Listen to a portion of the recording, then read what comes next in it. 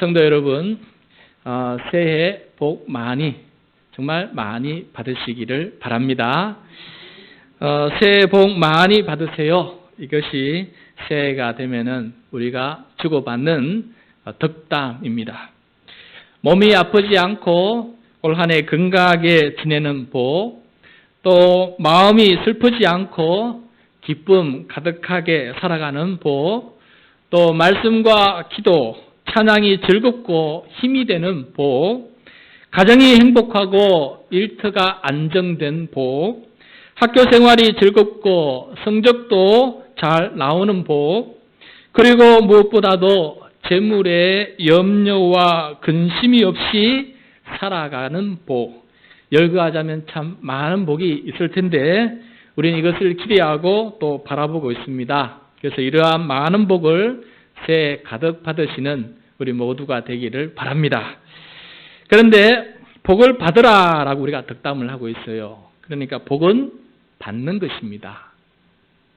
복을 받을 수 있는 사람이 되기 위해서 우리는 복을 받을 만한 또 준비된 사람이 되어야 할 것입니다.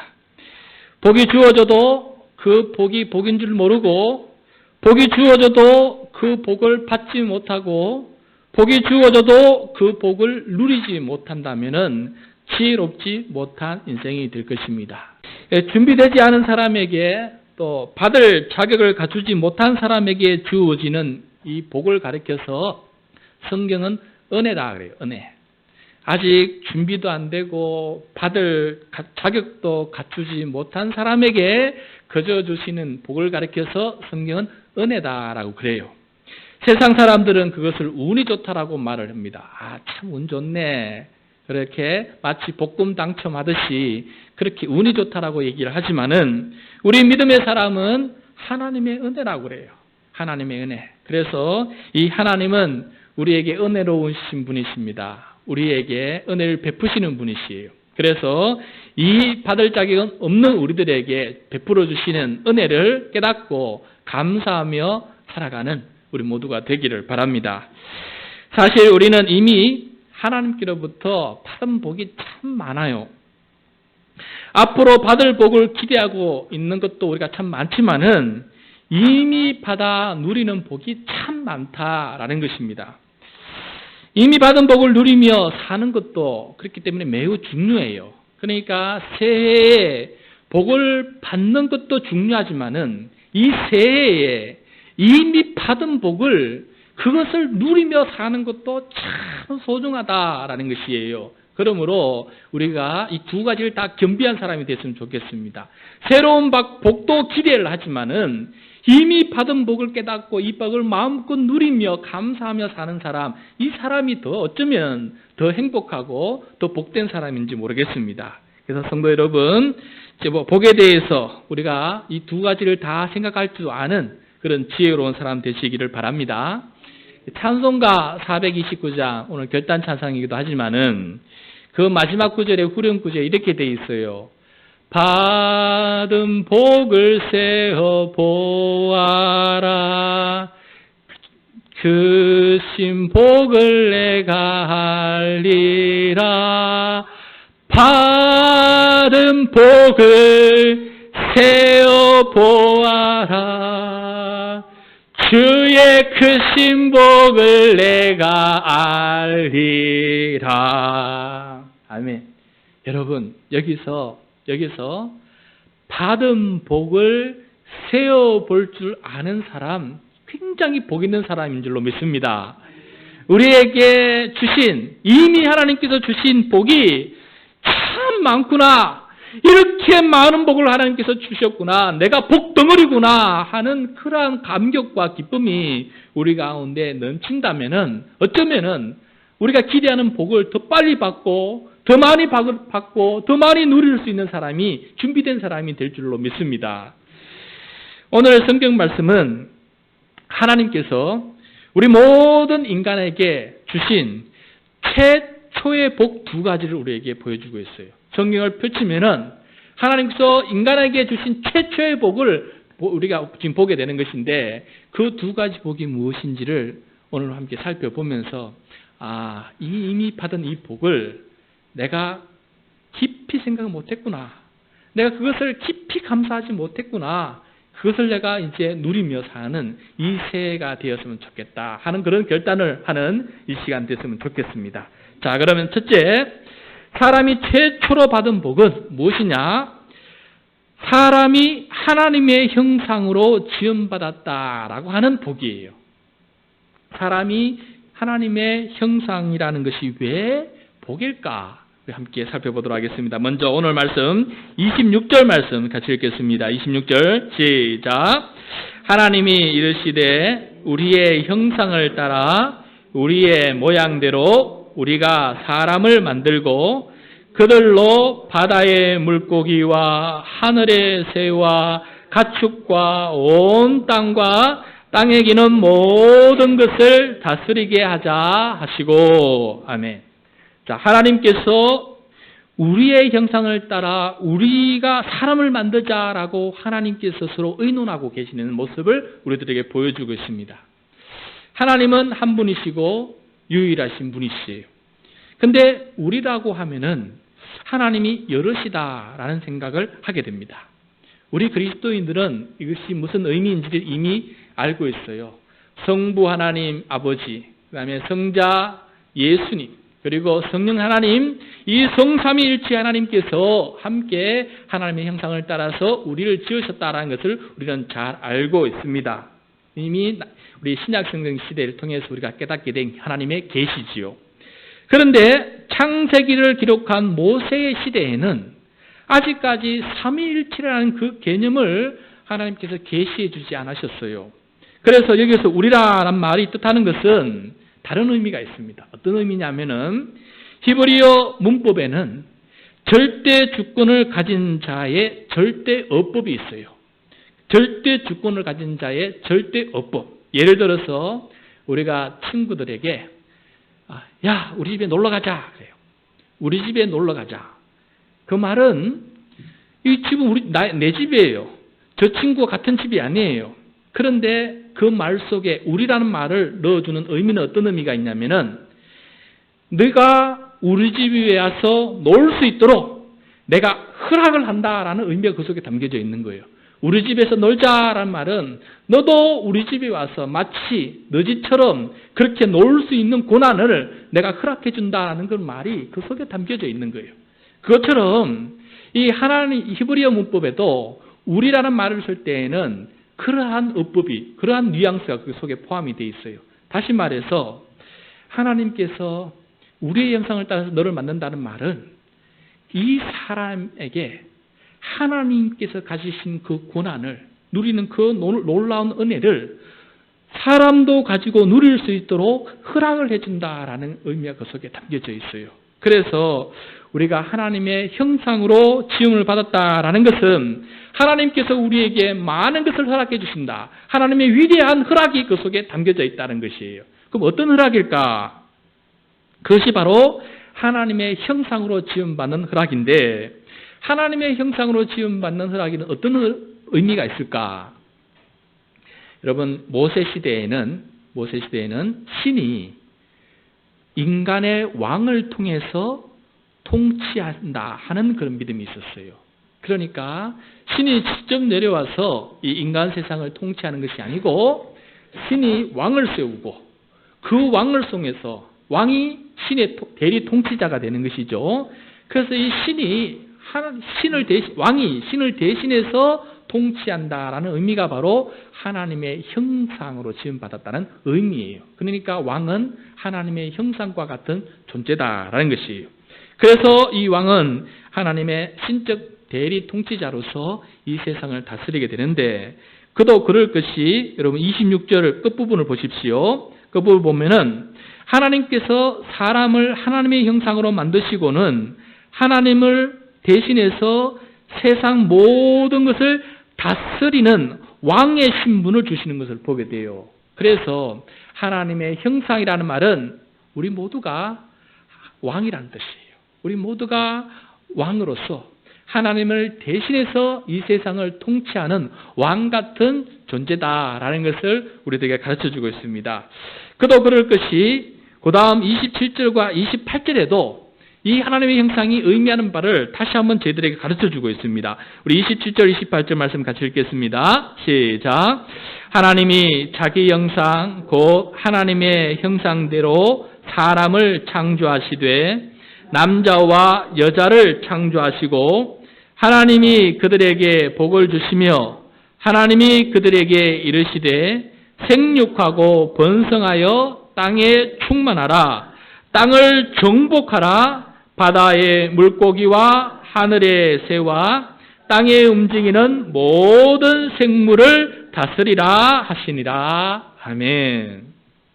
자, 하나님께서는 사람을 하나님의 형상으로 만드신 후에 사람에게 복을 주시는데 어떤 복을 주냐면은 크게 두 가지 복이에요. 두 가지 복인데 첫 번째 복은 모든 생물에게 주시는 복이에요. 모든 생물에게 주시는 복. 그러니까 28절 전반부에 나오는 복인데 그것은 생육하고 번성하여 땅에 충만해지는 복이에요. 사실 이 복은 인간이 창조되기 이전에 먼저 창조된 모든 생물에게 하나님께서 내리신 최초의 복이에요. 사람이 먼저 복을 받은 것이 아니고 모든 생물이 먼저 복을 받았어요. 그 복을 우리 1장 21절, 22절에서 말씀해 주고 있는데 우리 21절, 22절 말씀 같이 읽도록 하겠습니다. 시작. 하나님이 큰 바다 짐승들과 물에서 번성하여 움직이는 모든 생물을 그 종류대로 날개 있는 모든 새를 그 종류대로 창조하시니 하나님이 보시기에 좋았더라. 하나님이 그들에게 복을 주시며 이르시되 생육하고 번성하여 여러 바닷물에 충만하라. 새들도 땅에 번성하라 하시니라. 아멘. 자, 여러분 22절에 보시면은 그들에게 복을 주신다고 말씀되어 있어요. 이것이 성경에 나오는 최초의 복이에요. 그런데 인간이 최초의 복을 받은 것이 아니고 인간보다 먼저 창조된 모든 생물에게 주신 최초의 복이에요. 생육하고 번성하고 온 땅에 충만한 그런 복입니다. 여러분, 먼저 이 복부터 한번 깊이 생각해 봅시다. 우리가 이 땅에 인간으로 태어난 것 자체가 여러분 복이라고 생각하고 계십니까? 한 사람으로 이 땅에 태어나서 성장하고 또 결혼하고 또 자녀를 낳고 살아가는 이 모든 것이 나에게 참 엄청난 복이다라고 이렇게 우리 마음속에 이 사실이 다가오고 있습니까? 하나님께서 허락하신 이 존엄하고 이 존귀한 생육과 살아있음, 이 땅을 살아가는 이것이 우리에게 큰 복이다라는 것을 우리는 깨닫고 있습니까?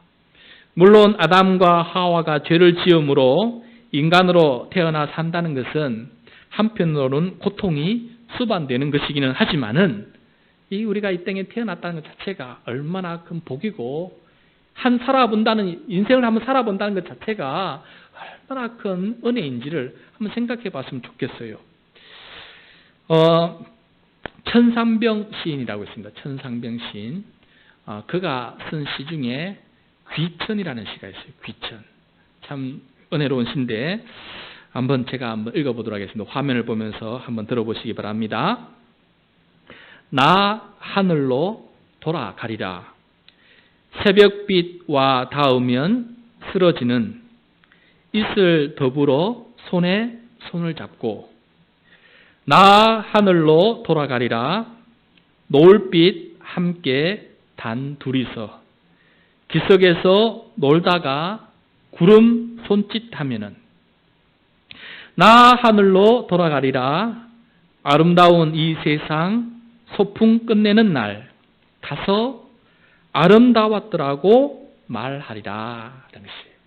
여러분, 이 시를 지은 천상병 시인은 1967년에 동백림 사건으로 연루되어서 간첩 혐의로 6개월가량의 옥고를 치렀어요. 그곳에서 모진 고문까지도 받게 되었습니다. 물론 이후 무혐의로 풀려나기는 했지만 고문의 후유증과 지나친 음주로 말미암아 또 영양실조에 걸려서 그만 땅에 쓰러지고 말았습니다. 그리고는 서울 시립병원에 입원을 하게 되었어요.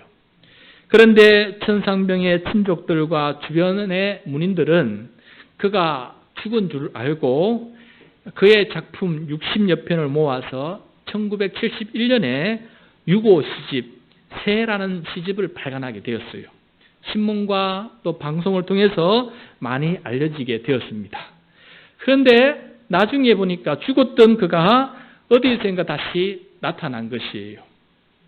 그렇지만 이 천상병 시인은 그 이후 여전히 나그네처럼 그렇게 떠돌며 인생을 살았습니다.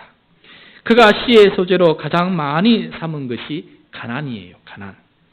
그가 삶을 말할 때마다 빼놓을 수 없었던 것이 가난이었습니다. 오죽했으면은 가난은 내 직업이다라고 말하기까지 그렇게 그가 말했던 것이에요. 워낙 이 가난에 익숙해져서 가난에 대한 불만을 가지거나 원한을 품지 않았다고 합니다. 이 시인은 가난이 가지고 있는 고통과 또한 힘, 그 두 가지 모두를 알고 있었습니다. 그래서 항상 가난을 불만스러워했던 것이 아니라 오히려 이 가난을 노래하며 사람이 되었습니다. 이게 바로 귀천이라는 시에 나타나는 이 천상병 시인의 정신입니다. 이 세상을 아름답다라고 노래하고 이 세상의 삶을 소풍으로 노래하고 하늘로 돌아가면 가서 하나님께 아름다웠습니다 라고 말하겠다고 하는 것은 한편으로는 창조주 하나님께 올려드리는 위대한 찬양시다 라는 생각이 듭니다. 여러분, 이 땅에 태어나서 한 세상 살아가는 것이 하나님께로부터 받은 큰 복임을 노래할 수 있는 우리 모두가 되시기를 바랍니다. 그래서 그럴 것이 저는 너무 감사해요. 이렇게 이 땅에 태어나서 공무에 아무것도 없는 무의 존재로 사는 것이 아니라 이 땅에 태어나고 부모를 만나고 또 형제자매를 만나고 공부도 하고 지금까지 살아온 이 모든 여정들을 본다 보면은 하나님 이러한 인생을 살아보는 즐거움 또 고통 이 모든 것들을 겪으면서 나라고 하는 이 존재 신정학이라고 하는 이 존재로서 하나님 앞에 살아가고 또 이것이 끝나는 것이 아니라 하나님 나라에서 영원토록 신정학이라는 존재로 살아갈 수 있다는 것 자체가 이게 얼마나 큰 복인지를 감사하는 그런 마음이 또 이 시편을 읽으면서 또 2300시의 시를 읽으면서 더 많이 깨닫게 되었습니다. 세상이 어떠하더라도 곰곰이 한번 생각해 보십시오. 내가 이 땅에 태어나서 지금까지 살아가는 것 자체만으로도 하나님께 주신 크나큰 복이라는 사실을 기억하고 이 복을 누리며 계속해서 살아갈 수 있는 우리 모두가 되시기를 바랍니다. 네. 다음에 하나님께서 우리에게 또 다른 복을 주셨는데 다른 생물들은 받지 못한 복이에요. 그것은 바로 우리가 읽었던 28절 말씀 후반부에 나오는 복인데 그것은 땅을 정복하는 것과 또 모든 생물을 다스리는 복이에요. 이것이 인간에게 주어지는 그러한 유일한 복이에요. 다시 말해서 인간은 모든 생물에 대해서 왕이 되는 것입니다. 하나님을 대신해서 모든 만물을 다스리는 왕이 되는 것, 이것이 바로 인간에게 주어진 복이라는 것이에요. 여러분, 사람을 다스리는 다른 생물이 없다는 것에 대해서 감사하시기를 바랍니다.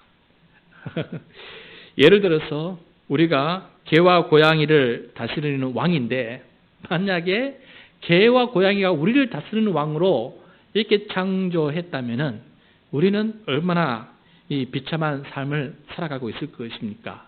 한번 생각해 보십시오.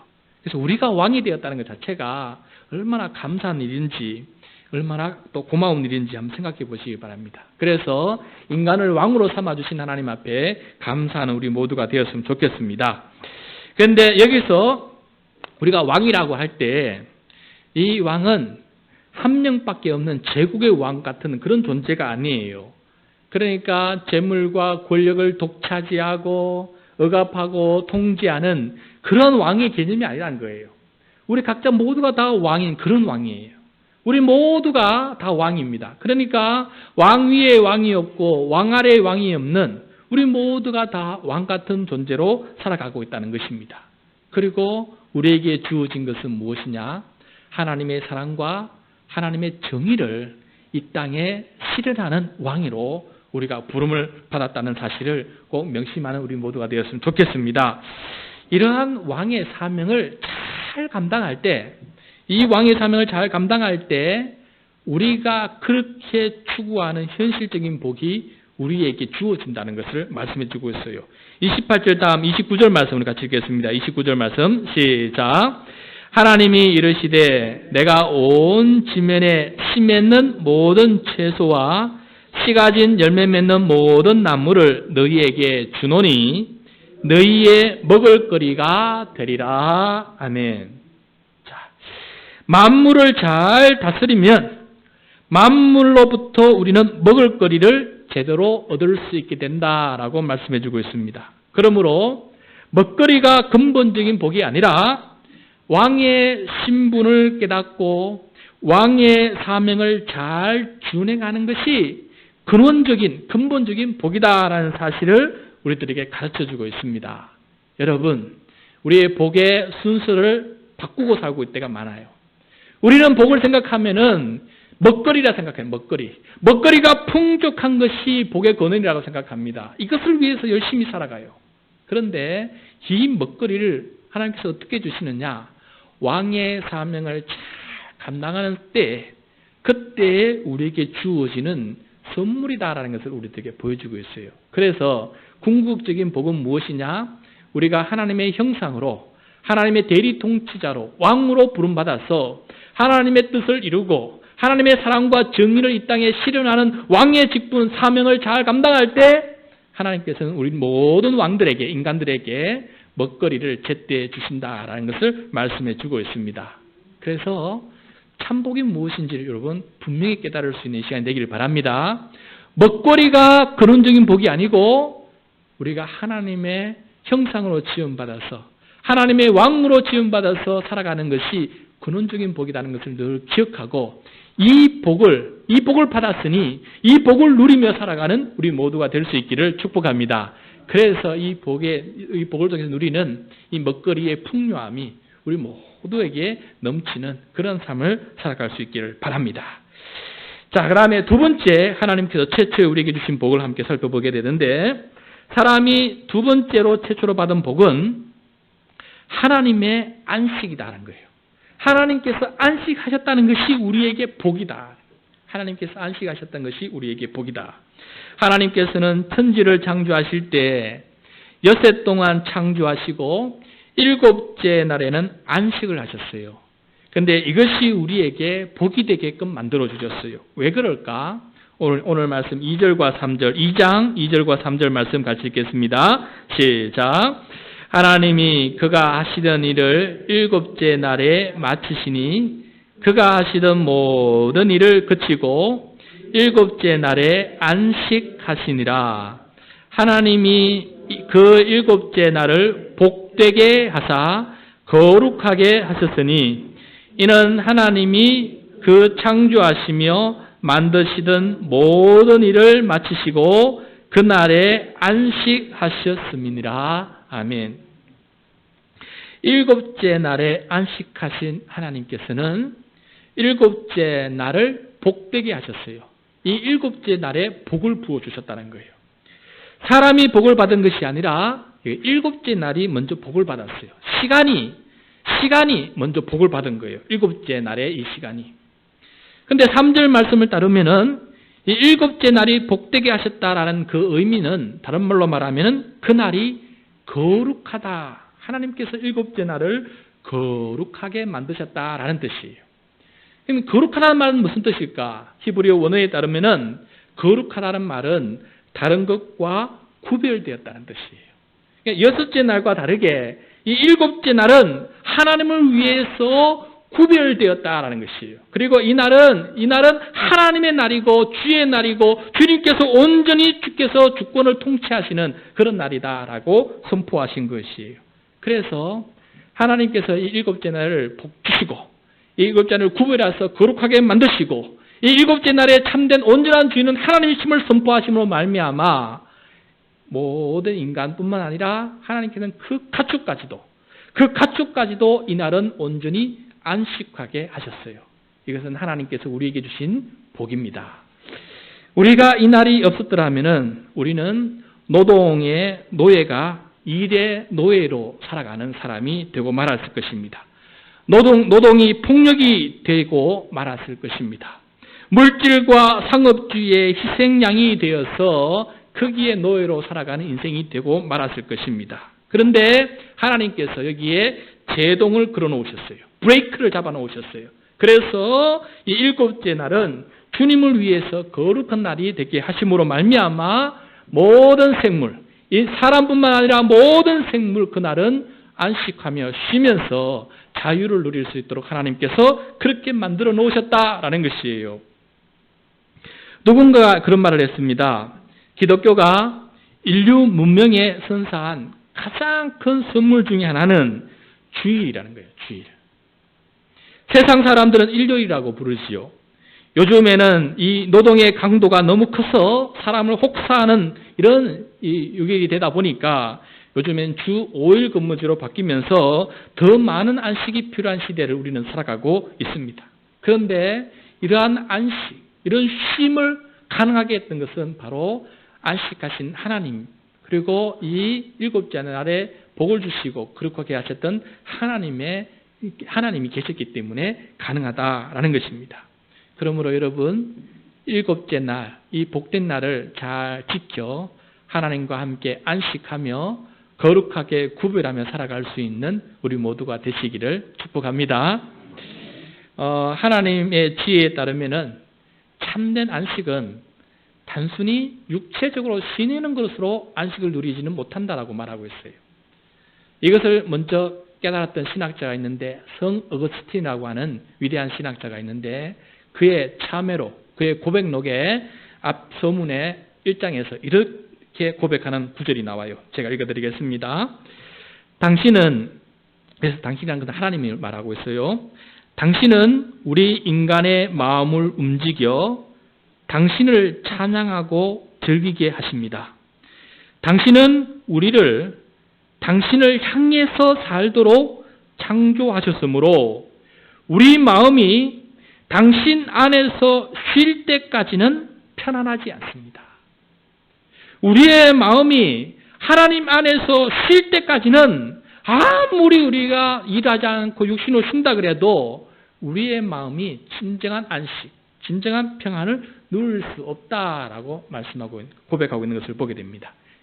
이것이 바로 어거스틴의 행복론의 가장 중요한 구절이 되기도 합니다.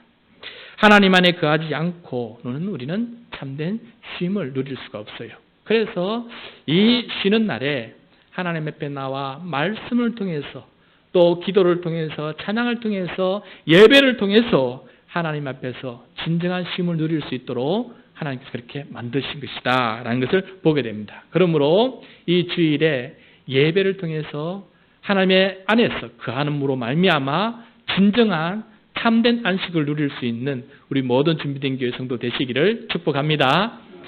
결론을 맺겠습니다. 정리하면 우리가 최초로 받은 복은 두 가지예요. 첫 번째는 우리가 하나님의 형상으로 지음받은 복입니다. 그것은 바로 우리가 하나님의 대리 통치자, 왕이라는 것이에요. 그래서 우리가 하나님의 뜻, 하나님의 사랑과 정의를 이 땅에 실현해 나가는 그런 왕 같은 존재로 우리가 부름받았어요. 그래서 하나님의 뜻을 잘 준행함으로 이 왕의 직분을 잘 감당함으로 하나님께서 주시는 먹거리조차도 다 받아 누리는 우리 모두가 되시기를 바라고, 두 번째, 우리는 하나님의 안식을 선물로 받은 복을 누리고 있어요. 그래서 이 안식일 날을 잘 준행하고 주의 날에 하나님 앞에 나와 예배드림으로 진정한 복을 누리고 안식하며 살아갈 수 있는 우리 모두가 되시기를 축복합니다. 네.